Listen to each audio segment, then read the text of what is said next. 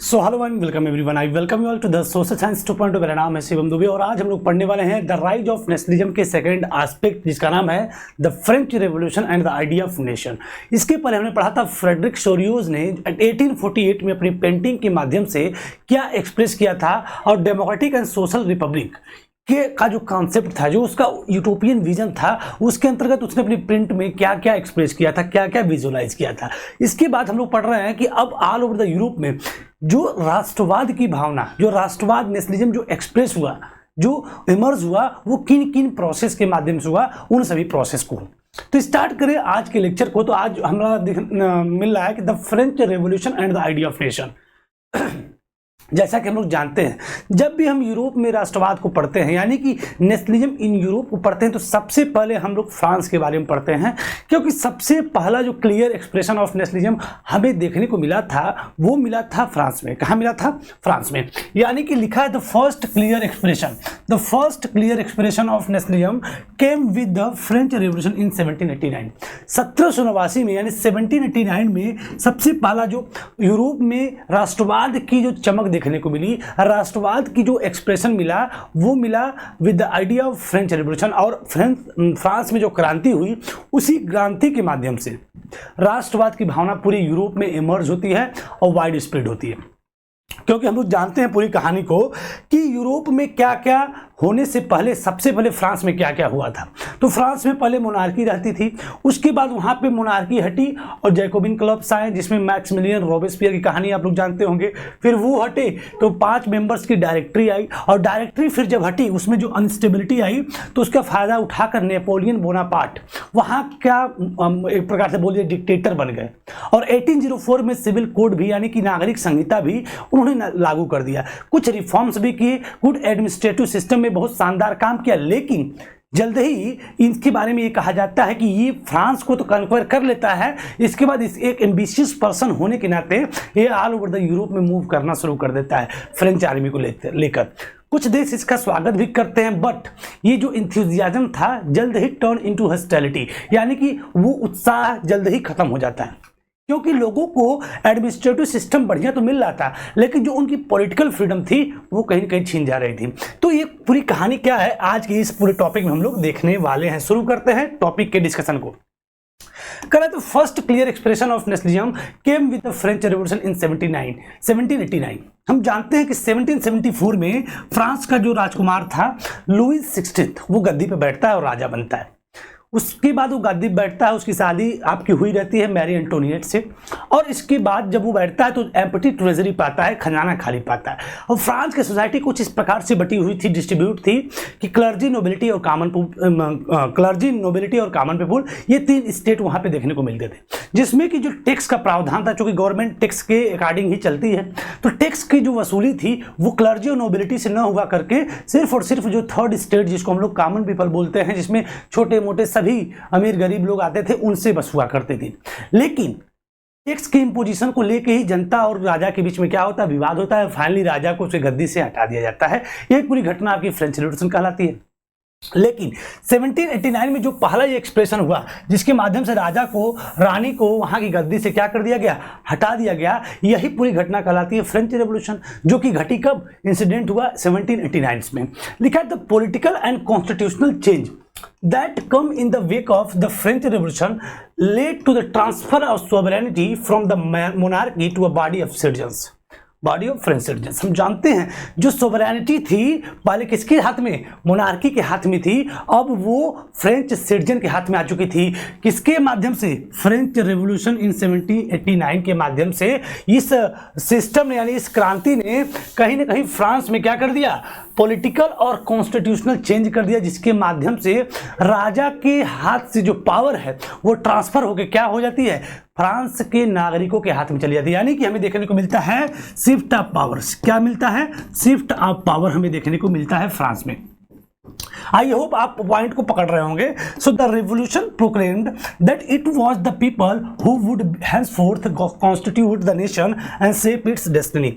इस फ्रांस की क्रांति ने ये बता दिया कि अब जो है people who would henceforth constitute, लोग ही संविधान को बनाएंगे, and the nation and shape, संविधान को राष्ट्र को बनाएंगे, and shape it's destiny, France के भाग्य को लोग ही तय करेंगे। यानी कोई राजा महाराजा वाला सिस्टम अब नहीं रहेगा, अब जनता ही अपने रूलर्स को सिलेक्ट करेगी और जनता ही फ्रांस के भाग्य को भी डिसाइड करेगी और जनता ही सरकार चलाएगी। कुछ इस तरीके से हमें देखने को मिलता है ये राजा रानी वाला सिस्टम, जिसमें आप देख सकते हैं लुइस 16 है, मैरी एंटोनियट है। अब यहाँ से पावर शिफ्ट हो जाती है किसके बीच में, जनता के बीच में, थ्रू द फ्रेंच रेवोल्यूशन। लेकिन जब 1789 में फ्रांस की क्रांति हो गई और उस क्रांति के बाद, क्रांति तो हो गई, पावर का शिफ्टिंग हो गया, राजा से पावर आ गई नागरिकों के बीच में, लेकिन अब एक देश को आज़ाद कराना और उस देश के सभी नागरिकों को एक बनाए रखना, ये दो अलग अलग फैक्टर्स हैं।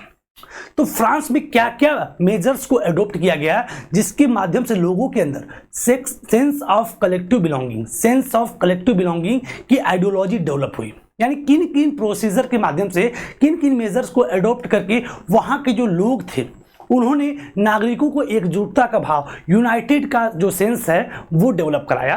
तो क्योंकि एक देश को देश बनाने के लिए उस देश के लोगों के अंदर देश भावना होनी चाहिए। अगर ऐसा नहीं है तो वहाँ के लोग देश को आज़ाद तो करा सकते हैं, लेकिन देश को एक देश की तरह ट्रीट करके देश को जो है देश की तरह नहीं चला सकते। यानी कि from the very beginning, the French revolutionaries introduced various measures and practices that could create a sense of collective identity among the French people। वही चीज इसमें लिखा हुआ है कि शुरुआत में ही द फ्रेंच रेवोल्यूशनरी ने इंट्रोड्यूस किया तमाम अलग अलग प्रकार के मेजर्स को, प्रैक्टिस को, जिसके माध्यम से क्या हो सके, create a sense of collective identity. यानी सेंस ऑफ कलेक्टिव आइडेंटिटी, एकजुटता का भाव पैदा हो किसके बीच में, एमोंगेस्ट द फ्रेंच पीपल। यानी कि ऐसे मेजर्स को अडॉप्ट किया गया, ऐसे प्रैक्टिस को फ्रांस में होने लगी या किया गया जिसके माध्यम से वहाँ के जो लोग हैं उनके बीच में sense of collective belonging, sense of collective identity क्या हो सके, डेवलप हो सके। अब वो मेजर्स क्या थे जिन मेजर्स के माध्यम से सेंस ऑफ कलेक्टिव आइडेंटिटी को डेवलप किया गया फ्रांस में। तो ये अपने आप में काफ़ी इंपॉर्टेंट इसलिए भी हो जाता है क्योंकि इस पे हमको कई प्रकार के, अगर विगत कई वर्षों में देखा जाए तो लगातार इस पे प्रश्न आते रहे हैं और क्वेश्चन अलग अलग फ्रेम में आते हैं, लेकिन आंसर आपको यही लिखना है। यानी कि क्वेश्चन अगर आप देख सकते हैं इस टॉपिक पे कि कैसे sense of collective identity amongst the French citizen के बीच में डेवलप किया गया, वो हमें समझना होगा क्योंकि यहां से प्रश्न आपका फिक्स है कि बनता है तो बनता है। जैसे पहला क्वेश्चन आप देख रहे हैं, describe the steps taken by the French revolutionaries to create a sense of collective identity amongst the French people. आपको उन सभी स्टेप्स को डिस्क्राइब करना है जिसके माध्यम से जो फ्रेंच रेवोल्यूशनरीज थे उन्होंने क्रिएट किया सेंस ऑफ कलेक्टिव आइडेंटिटी किसके बीच में, फ्रांस के लोगों के बीच में। यानी उन सभी स्टेप्स को हमें डिस्क्राइब करना है, बताना है, जिन सभी स्टेप्स के माध्यम से फ्रेंच रेवोल्यूशनरीज ने फ्रांस के लोगों के बीच में सेंस ऑफ कलेक्टिव आइडेंटिटी को क्या किया, डेवलप किया। ऐसे ही इसी प्रश्न को कई तरीके से पूछता है कि describe the events of French revolutionaries which had influenced the people belonging to other parts of Europe.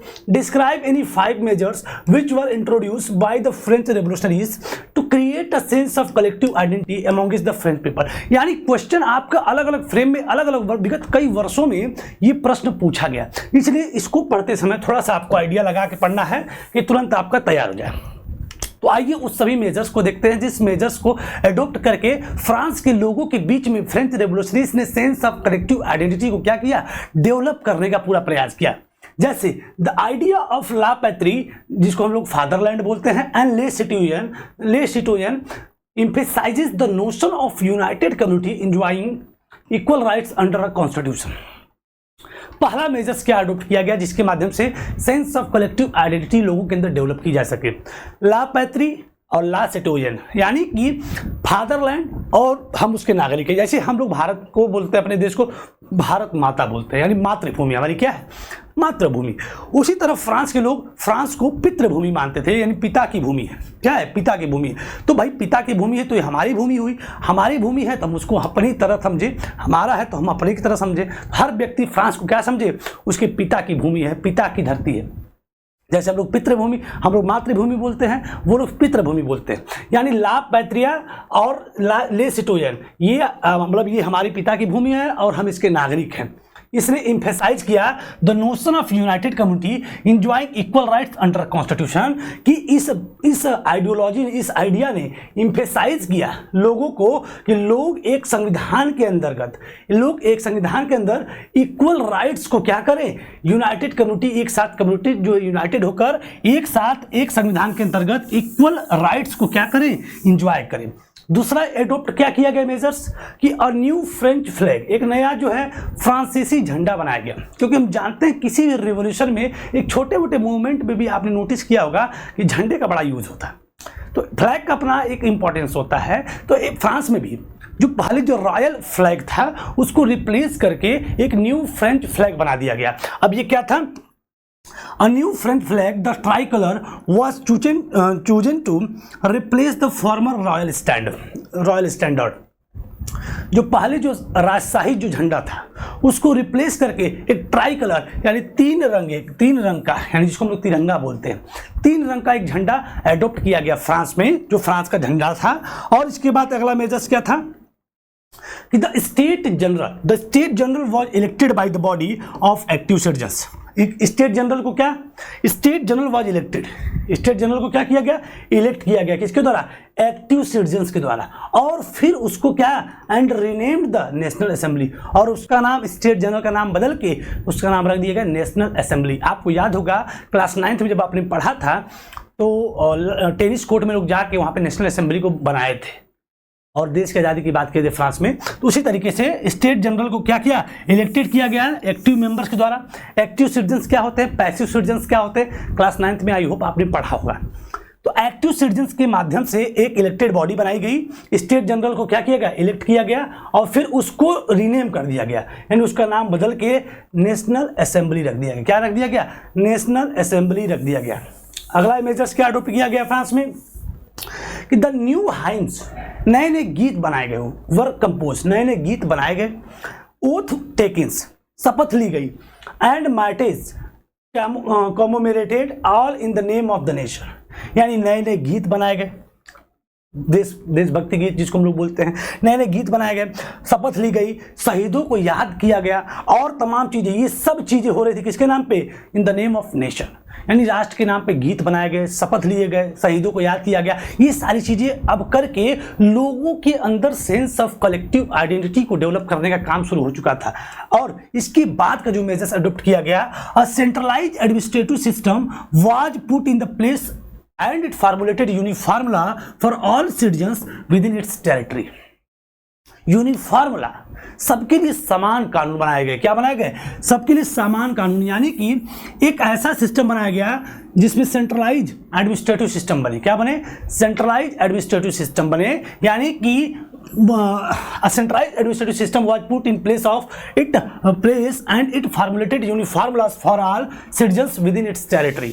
जो पहले सेंट्रलाइज एडमिनिस्ट्रेटिव सिस्टम हुआ करता था उसके स्थान पे एक यूनिफॉर्मूला को फॉर्मुलेट किया गया था। क्या किया गया था, यूनिफॉर्मूला को, एक ऐसा कानून जो सबके लिए समान हो, जो सबके लिए क्या हो, समान हो, सभी नागरिकों के लिए जो उस देश में उस क्षेत्र में रहते हैं उन सभी के लिए क्या हो, समान हो। यानी जो सेंट्रलाइज एडमिनिस्ट्रेटिव सिस्टम के स्थान पे एक ऐसा कानून बनाया गया जो सबके लिए क्या हो, समान हो, सभी नागरिकों के लिए क्या हो, समान हो।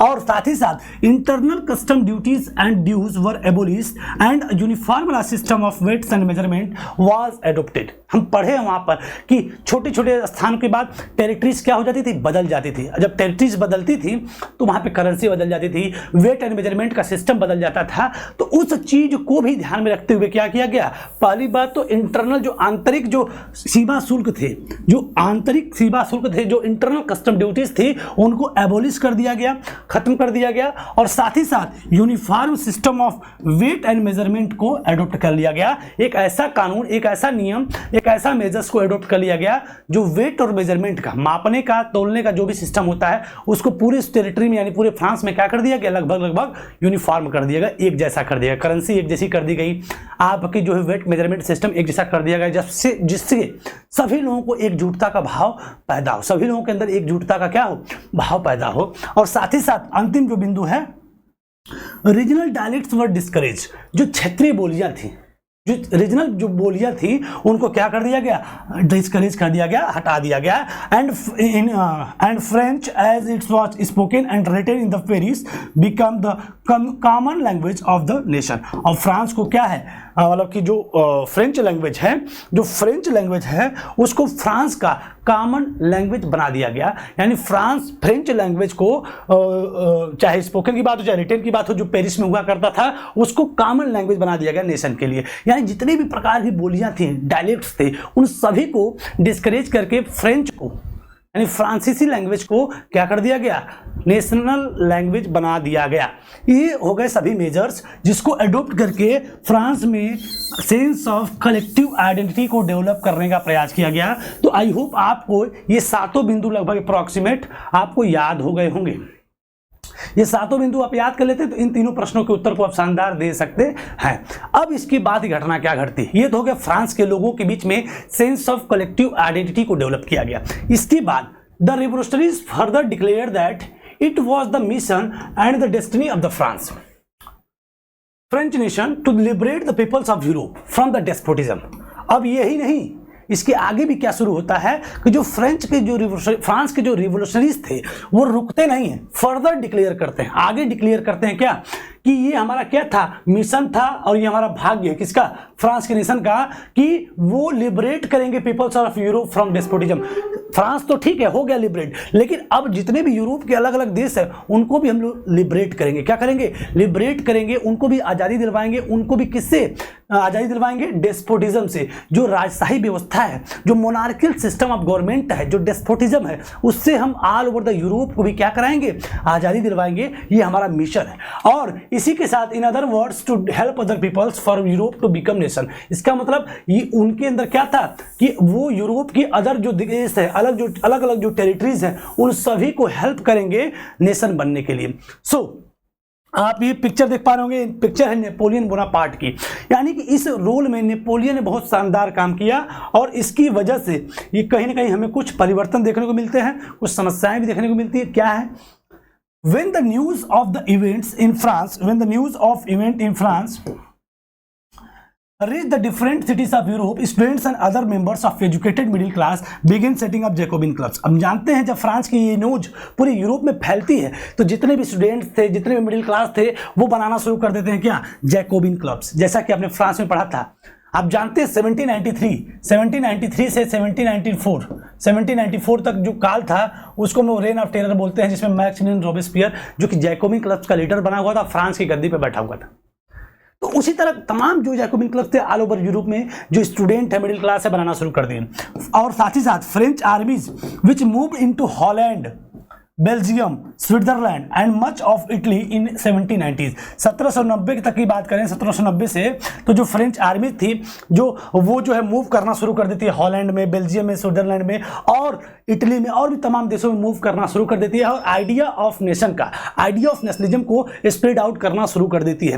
With the outbreak of the revolutionaries wars the French armies began to carry the idea of nationalism abroad. हम जान गए कि इस आइडिया को, जो आइडिया ऑफ नेशनलिज्म था वो अब्रॉड होने लगा, वो ऑल ओवर द यूरोप क्या होने लगा, फैलने लगा। अब चीजें थोड़ी सी बदलेंगी और बदलेंगी तो क्या कि अब उसी फ्रेंच आर्मी में उस वक्त एक व्यक्ति था जिसका नाम था नेपोलियन बोनापार्ट। फ्रेंच आर्मी का जो कमांडर था उसने एक बड़ा परिवर्तन कर दिया फ्रांस में। क्या कर दिया कि नेपोलियन बोनापार्ट का क्या रोल रहा कि हम कहानी को जानते हैं कि पहले मोनार्की थी, मोनार्की से कौन आया, मैक्सिमिलियन रोबेस्पियर, जैकोबिन क्लब्स, फिर इसके बाद 5 मेंबर की डायरेक्टरी आई और इस डायरेक्टरी में क्या हो गया, टसल हो गया, विवाद हो गया। इसका फायदा उठा के नेपोलियन बोनापार्ट वहां की गद्दी पे क्या होते हैं, बैठ जाते हैं, खुद को एम्परर डिक्लेयर कर देते हैं। कहां का, फ्रांस का। अब जब ये इनकी कंट्रोल में पूरी व्यवस्था आती है तो ऑल ओवर द यूरोप में नेशनलिज्म की आइडियोलॉजी को इन्हीं के निर्देशन में फैलाना शुरू कर दिया गया और हर देश को जहां पे डेस्पोटिज्म एग्जिस्ट किया करती थी उसमें उस डेस्पोटिज्म को खत्म करके वहां पे ये जो है अपनी व्यवस्थाओं को क्या करते थे, लागू करते थे। कुछ लोगों को अच्छा भी लगा लेकिन बाद में उनको परिणाम जब उन्होंने इवैल्यूएट किया तो उनको बुरा भी लगा। कैसे, क्या कहानी है कि Napoleon set about introducing many of the reforms that he had already introduced in France. Napoleon ने हर उद्देश्य में जहां पे भी उसकी आर्मी गई, जहां पे भी वो लोग प्रचार करना शुरू किए, इन सब चीजों को फैलाना शुरू किए, वहां उन सभी रिफॉर्म्स को क्या करना शुरू कर दिए, इंट्रोड्यूस करना शुरू कर दिए जो कि उन्होंने फ्रांस में किया था। अब क्या होता है इसमें कि through a return to monarchy Napoleon had no doubt destroyed democracy in France. हम जानते हैं कि मोनार्की को उसने क्या कर दिया, रिटर्न कर दिया और वहां पे खुद को एस्टेब्लिश कर दिया, यानी कि मोनार्की को उसने खत्म कर दिया और उसी के साथ साथ डेमोक्रेसी को भी उसने खत्म कर दिया। लेकिन but in the administrative field he had incorporated revolutionary principle in order to make the whole system more rational and efficient.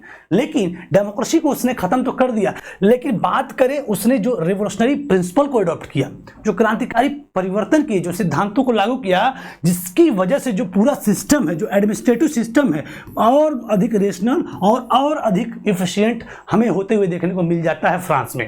क्या मतलब कि यूजुअली उसने जो है अपना एक कोड लॉन्च किया नेपोलियन ने, जिसको बोला गया नेपोलियनिक कोड। क्या बोला गया? नेपोलियनिक कोड या फिर सिविल कोड बोला गया।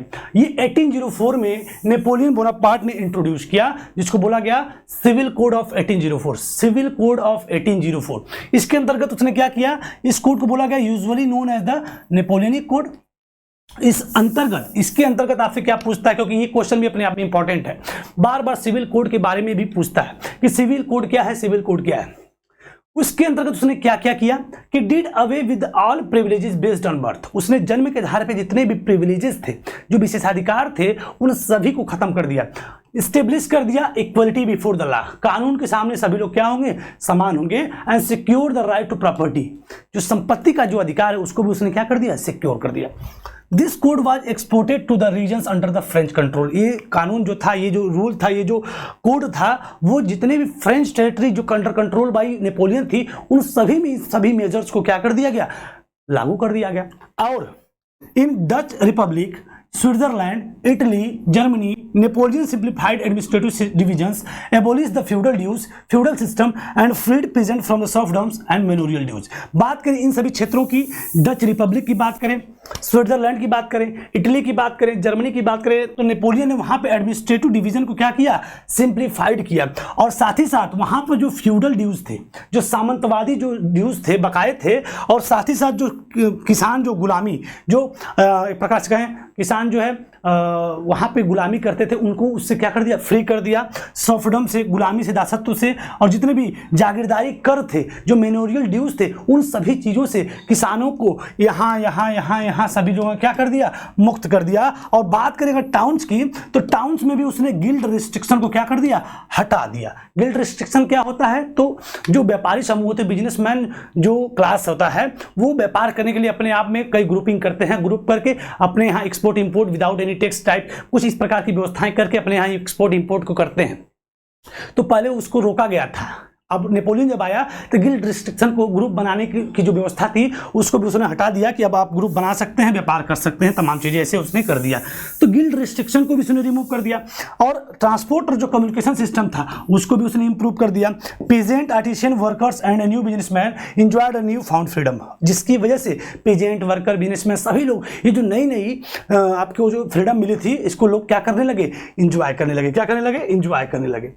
तो businessmen, small scale producer of goods in particular, began to realize that uniform law, standardize of weight and measures, and a common national currency would facilitate the movements of exchange of goods and capital from the one region to another। जो ये इसने adopt किया, जो uniform law उसने लाया, uniformity जो उसने लाया ऑल ओवर द यूरोप में, तो वहां से इसका प्रभाव क्या पड़ा कि जो बिजनेसमैन थे, स्मॉल स्केल के जो प्रोड्यूसर थे, जो सामान की वस्तुओं के जो बनाने वाले जो प्रोड्यूसर थे, निर्माता थे, उनको ये बड़ा ही अच्छा लगा कि जो यूनिफॉर्म लॉ है, standardised weight and measurement system है, जो कॉमन नेशनल करेंसी है, इन सब चीज़ों की वजह से उनका एक्सपोर्ट इंपोर्ट और जो सामान का जो मूवमेंट है, एक्सचेंज है, वो बड़ा ही आसान हो गया, जिससे कि हम एक क्षेत्र से दूसरे क्षेत्र में व्यापार बहुत आसानी से कर सकते हैं। तो ये अच्छा लगा उनको। लेकिन हम जानते हैं ये नेपोलियन की पिक्चर है, इसी के माध्यम से कहा गया कि however in the areas conquered the reaction of the local population in French rule were mixed.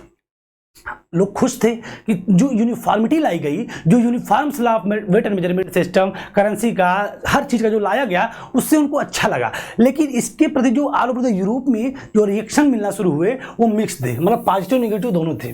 क्यों?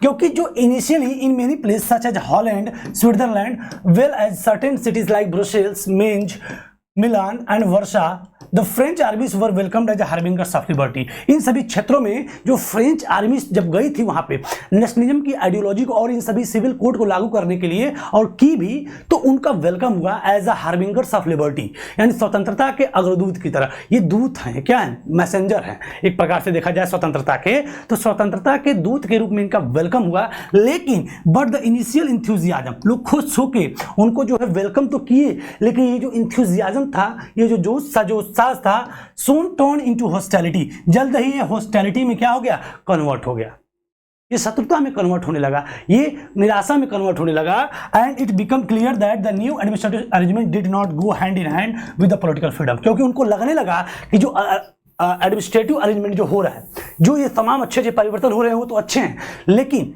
इकोनॉमिकल फ्रीडम तो उनको मिल रही है, लेकिन जो पॉलिटिकल फ्रीडम है वो कहीं ना कहीं गो हैंड इन हैंड, वो कहीं कहीं उससे छीनी जा रही है, क्योंकि हम जानते हैं आखिर वो कंट्रोल बाय नेपोलियन ही तो कहलाएगा। एक राजा हटा, दूसरा राजा आ गया। क्यों? क्योंकि उनको लगा इंक्रीज टैक्सेशन वाली चीजें देखने को मिल गई, सेंसरशिप देखने को मिल गया, force conscription into the French army is required to conquer the rest of Europe. Rest of the Europe को कंक्वायर करने के लिए जो फ्रेंच आर्मी को जो सैनिक चाहिए थी, उन सभी चीजों के लिए फ्रेंच आर्मीज में क्या होने लगा, फोर्स्ड कंस्क्रिप्शन, जबरदस्ती सेना में लोगों को किया जाने लगा, भर्ती किया जाने लगा, जिसकी वजह से all seems to over outweigh the advantage of administrative change, जिसकी वजह से जो भी एडमिनिस्ट्रेटिव चेंज हुए थे, उन सभी एडमिनिस्ट्रेटिव चेंज होने के बाद भी आपके लोग, ऑल ओवर द यूरोप के लोगों का जो रिएक्शन मिला वो मिक्स्ड मिला। क्या मिला? मिक्स्ड मिला। और जल्द ही जो इंथ्यूजियाज्म था टर्न इनटू हॉस्टिलिटी, वो हमें देखने को मिल गया। यानी कि हमने पढ़ा the French revolution and the idea of nation, French revolution and the idea of nation, जिसमें हमने देखा कि फ्रांस 1789 में 1789 में खुद को क्या कर लेता है, मोनार्की अपने यहाँ हटा देता है, मोनार्की को अपने यहाँ हटा देता है। अब मोनार्की को हटा देता है और वहाँ पे बन जाते हैं कौन, जैकोबिन क्लब्स वहाँ पे आ जाते हैं। अब जैकोबिन क्लब्स आते हैं, उसके बाद आती है डायरेक्टरी, उसके बाद आते हैं नेपोलियन। लेकिन हम जानते हैं इन सभी के बीच में जब मोनार्की हटती है 1789 में, जिसको बोला गया था द फ्रेंच रिवॉल्यूशन, क्या बोला गया था, द फ्रेंच रिवॉल्यूशन। और यही जो घटना है इसने पूरे यूरोप को क्या किया, इंस्पायर किया कि आप भी अपने यहाँ डेस्पोटिज्म से खुद को आज़ाद कर सकते हैं। यानी जो 1789 में जो घटना घटी, उस घटना को बोला गया द फ्रेंच रेवोल्यूशन। इसके माध्यम से फ्रांस के लोगों ने खुद को एक प्रकार से डेमोक्रेटिक फॉर्म ऑफ गवर्नमेंट के रूप में बनाने का पहला प्रयास किया। यानी फर्स्ट क्लियर ऑफ एक्सप्रेशन हमें फ्रेंच रेवोल्यूशन के माध्यम से ही देखने को मिलता है। अब ये पहली घटना घटी, लेकिन देश बन गया, लेकिन देश को सभी लोगों के अंदर कलेक्टिव आइडेंटिटी डेवलप करने के लिए, कलेक्टिव आइडेंटिटी डेवलप कैसे किया गया, तो वो हमने पढ़ा 7 मेजर्स में, 7 मेजर्स के माध्यम से पढ़ा कि इन सभी मेजर्स को एडॉप्ट करके फ्रांस ने अपने यहाँ के लोगों के बीच में सेंस ऑफ कलेक्टिव आइडेंटिटी को डेवलप किया। इसके बाद हम जानते हैं कि जब फ्रांस क्या होता है, आपका लोगों के अंदर कलेक्टिव आइडेंटिटी, नेशनलिज्म की आइडियोलॉजी को फुलफिल कर दिया, ये तमाम काम कर दिए। अब उस वक्त तक, तब तक नेपोलियन वहां पे गद्दी पे बैठ चुका था। 1804 तक वो खुद को एम्परर भी डिक्लेयर कर चुका था और उसने सिविल कोड भी जारी कर दिया था। अब फ्रांस में जो मेजर्स एडॉप्ट किए गए थे वहाँ के लीडर्स के द्वारा, वो चीज़ें, वो आइडियोलॉजी अब फ्रेंच आर्मी के माध्यम से ऑल ओवर द यूरोप में आपकी फैलने लगी। अब वो सभी जो आइडियोलॉजी थी, और उन लोग फ्रांस के जो रिवोल्यूशनरीज थे, उन्होंने ये कहा कि ये हमारा मिशन है कि हम यूरोप के जो बाकी बचे नेशंस हैं उनको भी हम लिबर्टी दिलवाएंगे, लिबर्टी दिलाने में उनको मदद करेंगे। जिसकी वजह से ये ideology all over the Europe क्या होने लगी, फैलने लगी। और जब फैलने लगी तो उसमें आर्मी ने बहुत शानदार रोल अदा किया। लेकिन उसी वक्त डायरेक्टरी में अनस्टेबिलिटी का फायदा उठाकर जो नेपोलियन बोनापार्ट है खुद को वहां पे स्टेब्लिश कर लेते हैं, जिसके बाद इस पूरे सिस्टम को वो लीड करना शुरू कर देते हैं। और 1804 में नेपोलियन जो है अपने सिविल कोड को लॉन्च करते हैं, और सिविल कोड को लॉन्च करने के साथ ही इन सभी रिफॉर्म्स को ऑल ओवर द यूरोप में, जो कि उन्होंने फ्रांस में किया था, जिसमें प्रिविलेज बेस्ड बाय बर्थ जैसी महत्वपूर्ण चीज़ों को ख़त्म कर दिया था, इस सभी चीज़ों को इंट्रोड्यूस करना शुरू कर दिया ऑल ओवर द यूरोप में। अब इसके बाद यूरोप के जो तमाम देश थे उन्होंने जब ऐसा देखा कि न्यू फाउंड फ्रीडम जो मिली थी, नई नई जो आज़ादी मिली थी, इससे लोग खुश हुए और नेपोलियन और उसकी आर्मी का हार्बिंगर्स ऑफ लिबर्टी की तरह वेलकम किए। बट ये जो इंथ्यूजियाज्म था सून टर्न इनटू हॉस्टिलिटी, जल्द ही ये हॉस्टिलिटी में कन्वर्ट हुआ, क्योंकि इससे उनको इकोनॉमिक फ्रीडम तो मिली लेकिन जो पॉलिटिकल फ्रीडम थी उनको महसूस होने लगा कि हमारी छिन रही है, क्योंकि फोर्स कंस्क्रिप्शन, इंक्रीज टैक्सेशन और भी तमाम चीज़ें वहाँ पे देखने को मिलना शुरू हो गई, जिसकी वजह से ये जो एडमिनिस्ट्रेटिव उनको चेंज मिला उसके बाद भी लोगों ने हार्बिंगर्स ऑफ लिबर्टी जिसको माना था उसके प्रति उनके अंदर निराशा हुई और उन्होंने उसका विरोध करना शुरू कर दिया। तो ये रही पूरी कहानी हमारी the French revolution and the idea of nation. इसके बाद अब हम कहानी पढ़ेंगे the making of nationalism in Europe, कैसे नेशनलिज्म यूरोप में बना शुरू होगा। आज हमने जो कहानी पढ़ी, आज आई होप आप उसके सारे एस्पेक्ट को बिल्कुल समझ चुके होंगे, जान चुके होंगे, पढ़ चुके होंगे। इसी के साथ सेशन को हम लोग साइन ऑफ करते हैं। Thank you everyone. पढ़ते रहिए, मस्त रहिए।